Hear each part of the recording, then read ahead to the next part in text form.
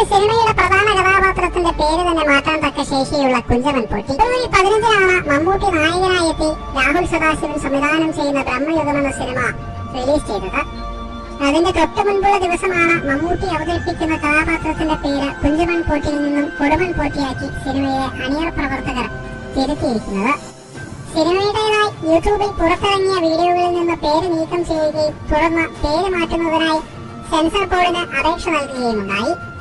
സിനിമയിലെ കുഞ്ചമൻ പോറ്റി എന്ന പേര് കുടുംബത്തിന്റെ സൽപ്പേരിന് കളങ്കം വരുത്തുമെന്ന് വ്യക്തമാക്കി കുഞ്ചമൻ കുടുംബം ഹൈക്കോടതിയെ സമീപിച്ചതിന് പിന്നാലെയാണ് ഈ പേര് മാറ്റം. സിനിമയിലെ പ്രധാന കഥാപാത്രമായ കുഞ്ചമൻ പോറ്റി ദുർമന്ത്രവാദമടക്കമുള്ള പ്രവർത്തികളിൽ ഏർപ്പെടുന്നതായാണ് ചിത്രീകരിച്ചിരിക്കുന്നത്.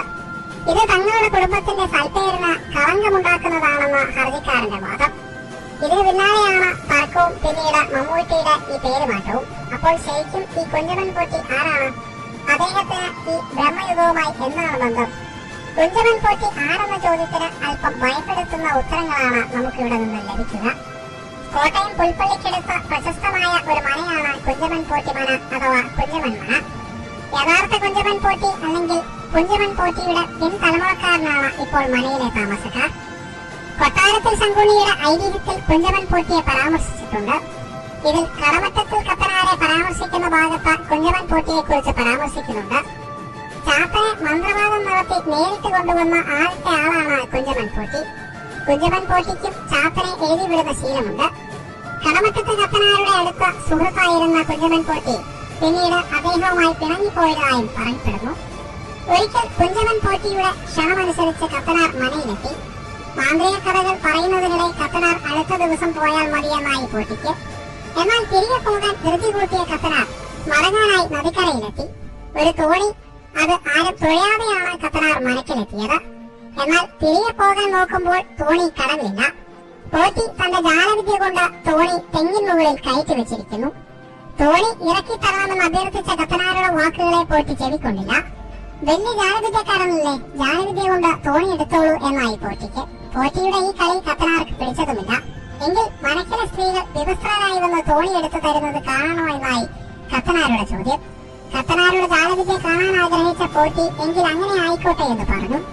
കത്തനാർ തന്റെ ജാലവിദ്യ പ്രയോഗിച്ചപ്പോൾ മനക്കിലെ സ്ത്രീകൾ തോണി എടുക്കാനായി വിവസ്ത്രരായി പുറപ്പെട്ടു അത്രേ. അക്കിരി പറ്റിയ പോറ്റി തന്നെ നാണം കെടുത്തരുത് എന്ന് അഭ്യർത്ഥിച്ചപ്പോൾ കത്തനാർ സ്ത്രീകളെ തിരികെ അയക്കാൻ അടുത്ത വിദ്യ പ്രയോഗിച്ചു. കത്തനാരോട് അടിയറവ് പറഞ്ഞ പോറ്റി വള്ളം താഴെ ഇറക്കി കൊടുത്തെങ്കിലും കത്തനാർ അത് സ്വീകരിക്കാതെ ഒരു ഇലയെ തോണിയാക്കി കടവ് കടന്നു എന്നാണ് പറയപ്പെടുന്നത്. ഇങ്ങനെയാണത്രേ കത്തനാരും പോറ്റിയുമായി പിണങ്ങിയത്. ഭദ്രകാളി മറ്റപ്പള്ളി നമ്പൂതിരിപ്പാടുമായി ഇത്തരത്തിൽ ഒരു തർക്കത്തിൽ പോറ്റി ഏർപ്പെട്ടതായി ഒരു കഥയുണ്ട്. മറ്റപ്പള്ളി നമ്പൂതിരി വൈക്കത്തെ ക്ഷേത്രത്തിൽ തന്ത്രിയായിരുന്ന കാലത്ത് തങ്ങളുടെ ആരാധനാമൂർത്തിയെ സംബന്ധിച്ച ഇരുവരും തമ്മിൽ തർക്കമായി. ഒരു മൂർത്തിയെ സേവിക്കുകയാണെങ്കിൽ ചാത്തനെ തന്നെ സേവിക്കണമെന്നും ചാത്തൻ വിചാരിച്ചാൽ നടക്കാത്തതില്ലെന്നും പറഞ്ഞ പോറ്റി കാളിയെ കൊണ്ട് ഇതൊക്കെ സാധിക്കുമോ എന്ന് നമ്പൂതിരിയോട് ആരാഞ്ഞു. തങ്ങളുടെ ആരാധനാമൂർത്തിയെ കൊണ്ട് ഇരുവരും വെറ്റിലച്ചെല്ലം വരുത്തിച്ച കുഞ്ചമൻ പോറ്റിക്ക് മുൻപിൽ പച്ചപ്പള്ളി നമ്പൂതിരി കാളിയുടെ വൈഭവം കാണിച്ചു. എങ്കിലും തന്നെ കൊണ്ട് ദാസ്യവേല ചെയ്യിച്ചതിൽ കുപിതയായി കാളി നമ്പൂതിരിയെ വിട്ടുപോയി എന്നാണ് മറ്റൊരു കഥ. ഇങ്ങനെയുള്ള കുഞ്ചമൻ പോറ്റിയുടെ മാന്ത്രിക കഥകളാണ് കേൾക്കാനുള്ളത്. അതേസമയം മന്ത്രവാദം നടത്തുന്ന ഒട്ടനവധി പോറ്റികളുണ്ടെന്നും വിവിധ കാലഘട്ടങ്ങളിൽ ജീവിച്ചിരുന്ന കുഞ്ചമൻ പോറ്റി എന്നിങ്ങനെ നിരവധി ദുർമന്ത്രവാദികൾ ഉണ്ടെന്നും അവരുടെ പിൻഗാമികൾ ഇപ്പോഴും ജീവിച്ചിരിപ്പുണ്ടെന്നും സിനിമയെ ചുറ്റിപ്പറ്റിയുള്ള സോഷ്യൽ മീഡിയ ചർച്ചകളിൽ ചിലർ ചൂണ്ടിക്കാട്ടുന്നു.